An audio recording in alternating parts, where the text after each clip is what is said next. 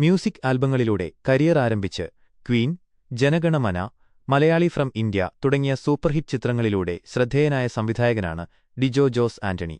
സിനിമകൾക്കു പുറമെ അദ്ദേഹം ഒരുക്കിയ പരസ്യചിത്രങ്ങളും വലിയ തരംഗമാണ് സൃഷ്ടിച്ചിട്ടുള്ളത്.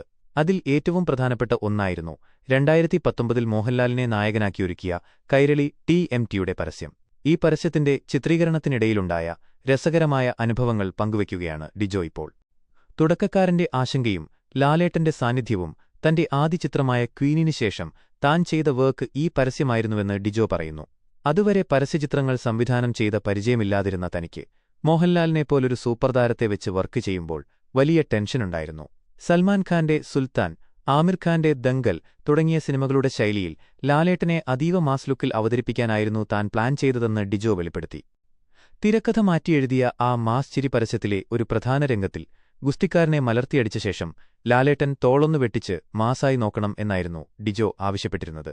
എന്നാൽ ക്യാമറയ്ക്ക് മുന്നിലെത്തിയ ലാലേട്ടൻ തന്റെ തനതായ ശൈലിയിലൂടെ ആ രംഗത്തെ മറ്റൊരു തലത്തിലേക്കെത്തിച്ചു. തോളൊന്നിളക്കി മാസ് ലുക്ക് തരണം എന്നാണ് ഞാൻ ലാൽസാറിനോട് പറഞ്ഞത്. എന്നാൽ ഷോട്ടിൽ അദ്ദേഹം ചെയ്തത് മറ്റൊന്നായിരുന്നു.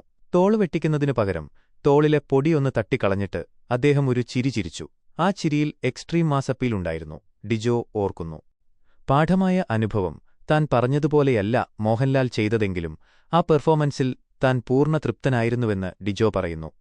മാസ് എന്നത് ഇങ്ങനെയൊക്കെയും പ്രകടിപ്പിക്കാമെന്ന് താൻ മനസ്സിലാക്കിയത് അന്നാണെന്നും തന്റെ കരിയറിലെ തന്നെ ഏറ്റവും മികച്ച ഷോട്ടുകളിൽ ഒന്നാണ് അതെന്നും ഡിജോ കൂട്ടിച്ചേർത്തു.